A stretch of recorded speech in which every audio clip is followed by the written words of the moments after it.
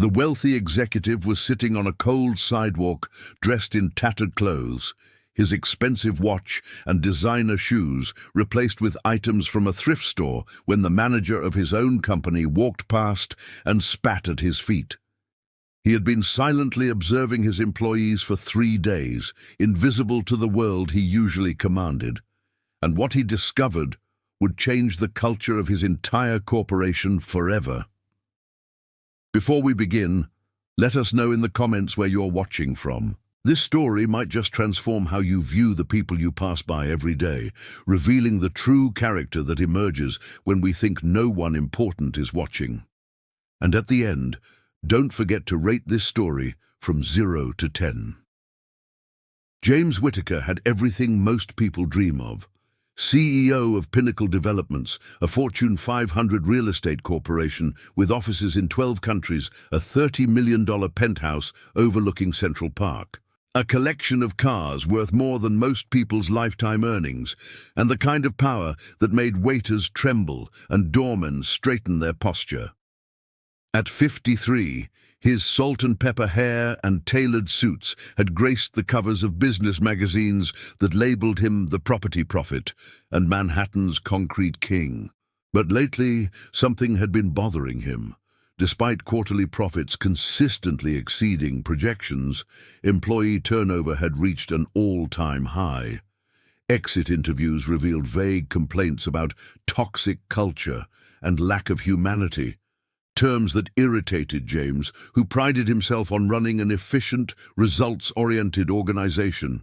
When his daughter Sarah, a psychology graduate, suggested during their monthly dinner that perhaps he had lost touch with what was happening on the ground at his company, he dismissed her with a wave of his hand. "People are just soft these days," he said, between sips of 30-year-old scotch. "They want participation trophies for showing up." Sarah looked at him with the same expression her mother used to give him before she left, disappointment mixed with resignation. "Dad, when was the last time you saw how your employees actually behave when you're not around? How they treat each other or the public? The fish rots from the head, you know." The words stung more than he wanted to admit. That night, as he stood on his penthouse balcony looking down at the city lights, the people below appearing as tiny as ants, a memory surfaced from 30 years ago. His first job interview being kept waiting for hours in a lobby by an executive who never bothered to learn his name. He had promised himself he would never become that kind of leader. The idea came to him suddenly, and once it took root, he couldn't shake it. He called his most trusted assistant, Marion, who had been with him since the beginning. "I need to disappear for a week," he told her, explaining his unorthodox plan. Marion tried to talk him out of it, citing board meetings and important clients, but James was resolute. "Reschedule everything. Tell them I had a family emergency and find me some old clothes, the kind no one would look twice at." 3 days later, James Whittaker, after a remarkable transformation by a theater makeup artist, became Jim, a homeless man in his 60s with a grey beard, weathered skin, and the stooped posture of someone beaten down by life. He positioned himself near the entrance of his company's flagship building in downtown Manhattan, a gleaming 80-story monument to his success. His plan was simple: observe how his employees treated the invisible people of society. The cold concrete seeped through the thin layer of cardboard beneath him as he settled against the wall, a paper cup with a few coins placed in front of him. He had chosen a spot that wasn't typically occupied by actual homeless individuals, having made arrangements with a local shelter to provide extra beds and meals in exchange for a generous anonymous donation. The first day was physical torture. Used to premium mattresses and ergonomic chairs, James felt every minute of sitting on hard pavement. The noise, the smell, the constant state of alertness required when you have no walls to protect you. It was overwhelming. But worse than the physical discomfort was the way people looked through him, as if he were a ghost or a piece of unwanted furniture. Thousands passed by, their eyes sliding away from his existence, creating a void around him that felt more isolating than any empty room. By afternoon, his back was screaming in pain, but he was starting to notice patterns. The security guards from his building occasionally shooed him a little further from the entrance if he edged too close. Deliverymen and maintenance workers sometimes nodded in acknowledgement of his existence, but most of his employees, the ones whose salaries he signed, whose careers he influenced, walked past without a glance. On the second day, it rained.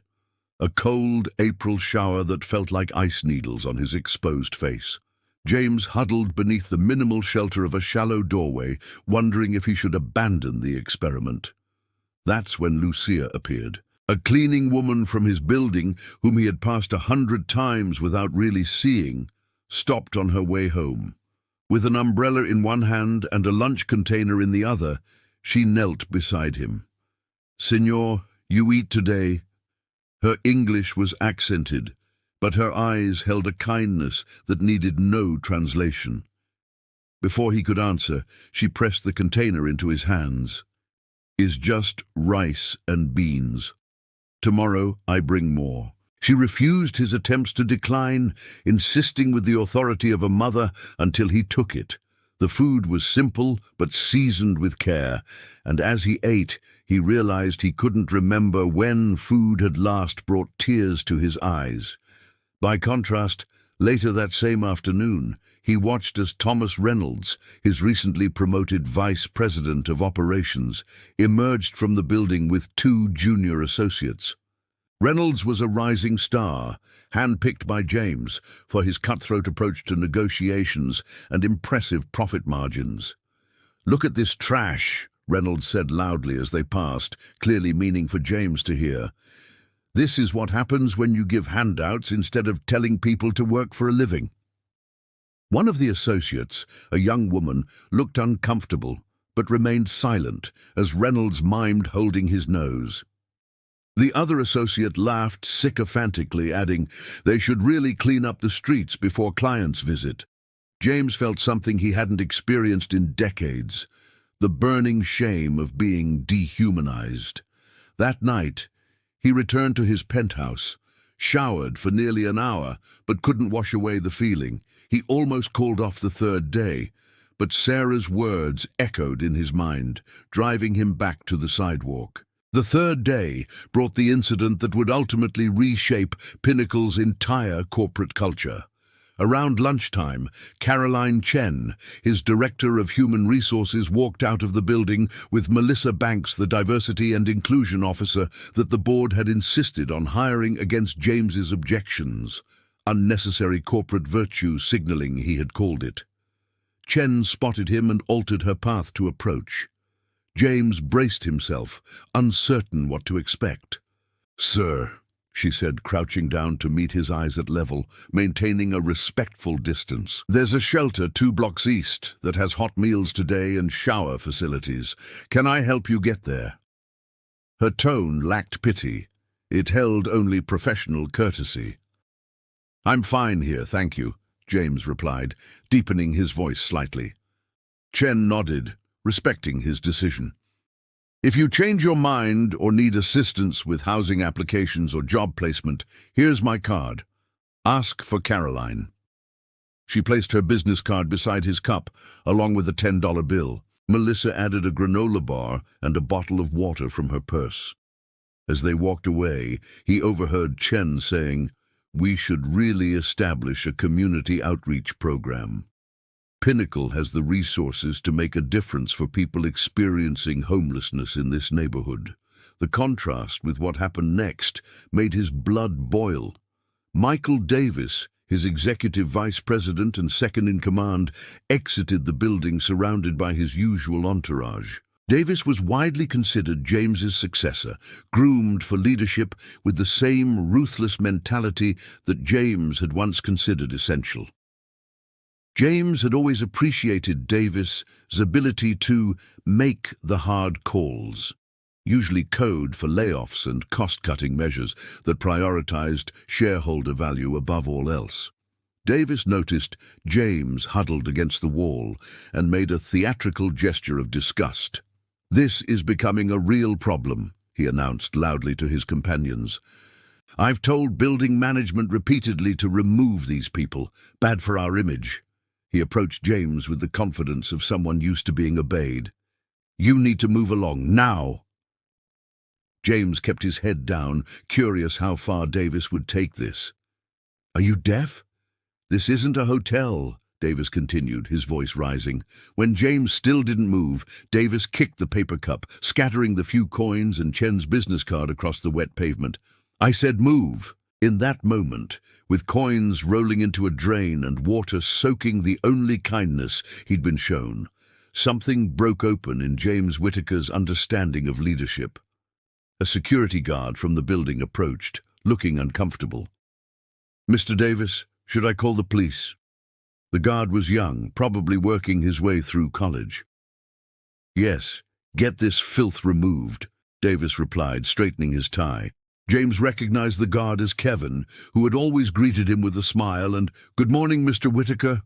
Now, Kevin's eyes showed conflict as he looked between Davis and the homeless man. "Sir," Kevin addressed James directly, his voice lower, more humane. "I'm sorry, but I'll need to ask you to relocate. Can I help you gather your things?"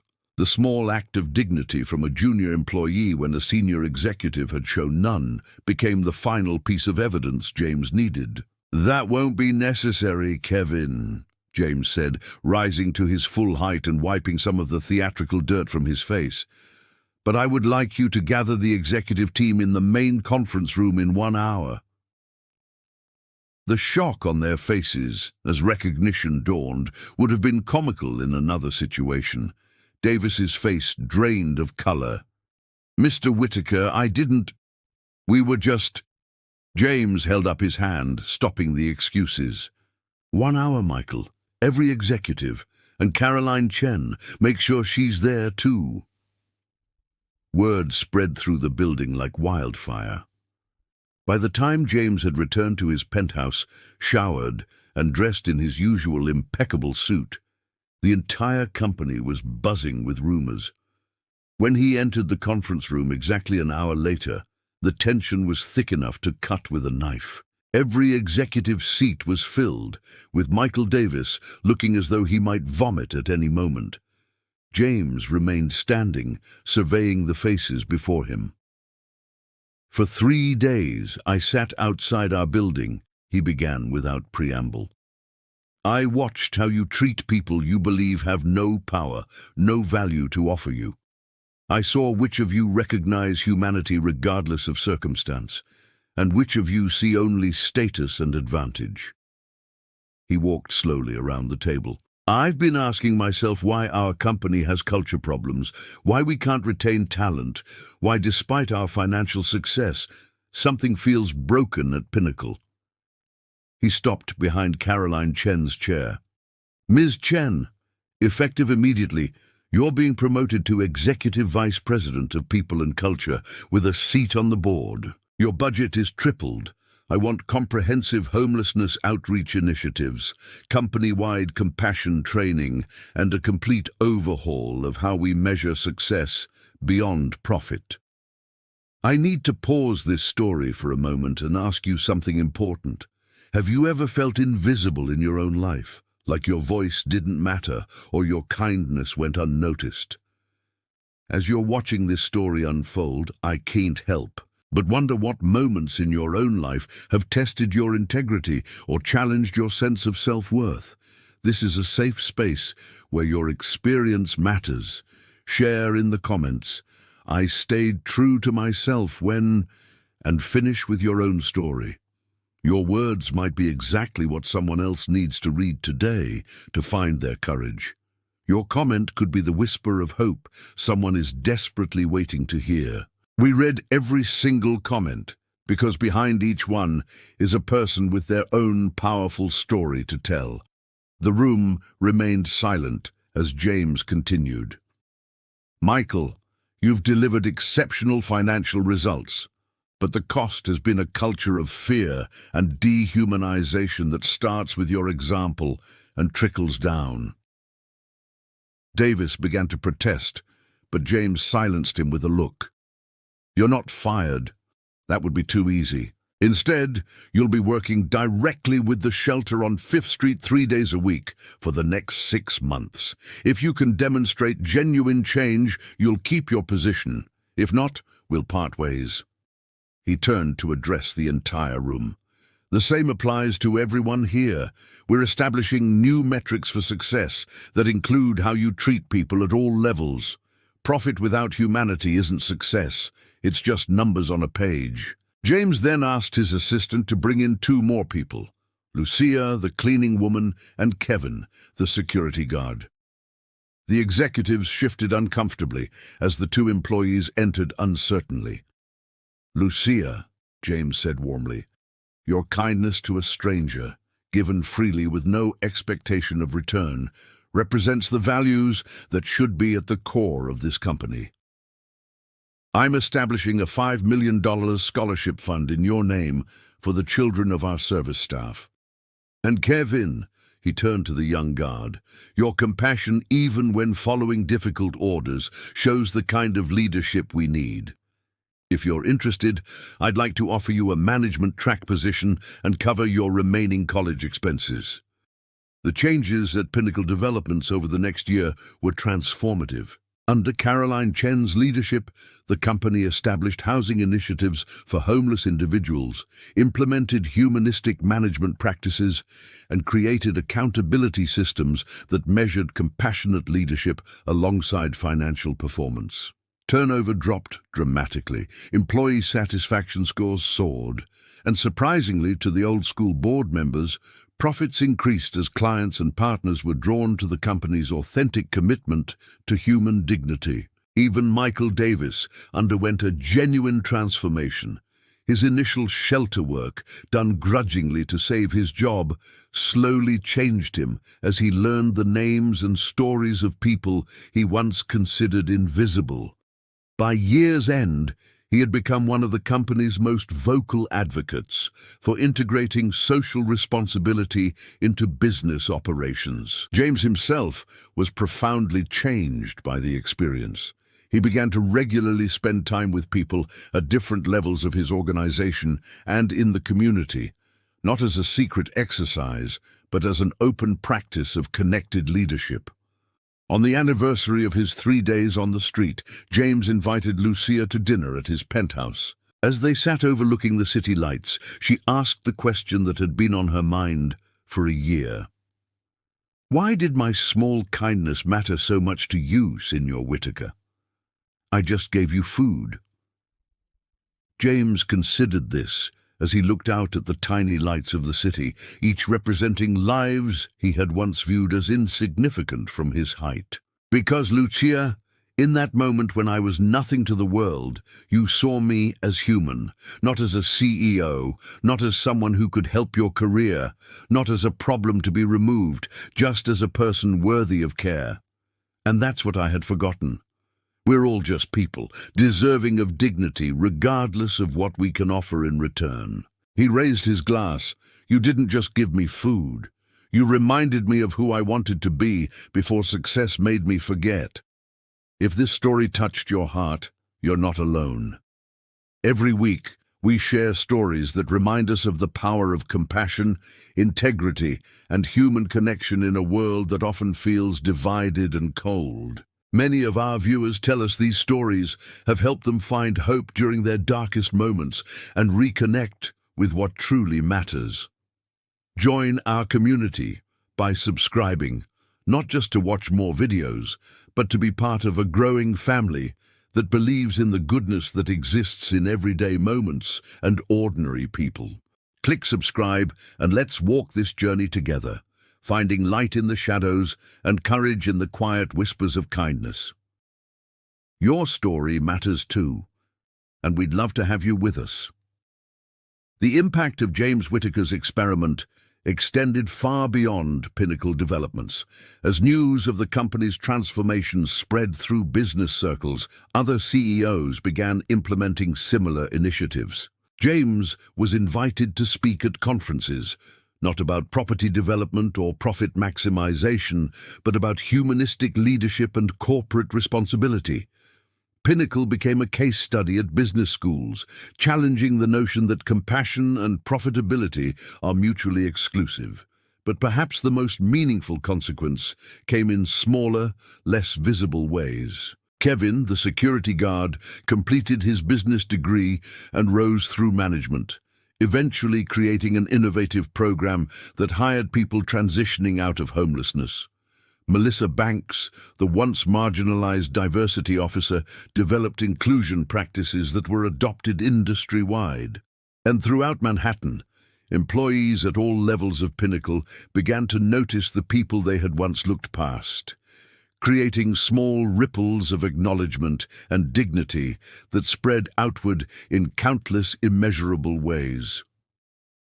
One evening, as James walked home, rather than taking his usual car service, he passed a homeless man huddled in a doorway. Without hesitation, he sat down beside him. "Mind if I join you for a moment?" he asked. They talked for nearly an hour, James listening more than speaking. Before leaving, he connected the man with Pinnacle's housing program. But more importantly, he had given something that required no money or power. The simple gift of seeing another person is humanity. As the man shook his hand in farewell, he said something that James would carry with him always. "You know what's the worst part of being on the streets? Not the cold or the hunger, it's being invisible. Thanks for seeing me, man."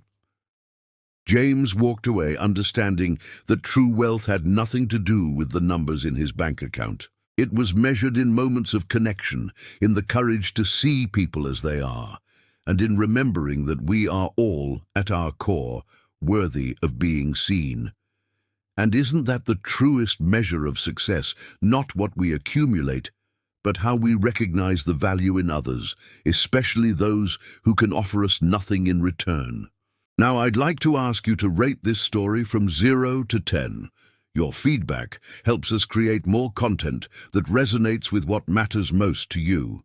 And remember, sometimes the most profound changes begin with the simplest recognition that behind every face there's a story as complex and worthy as our own. Thank you for being part of our community of listeners who believe in the power of stories to change hearts and open eyes to the humanity we all share.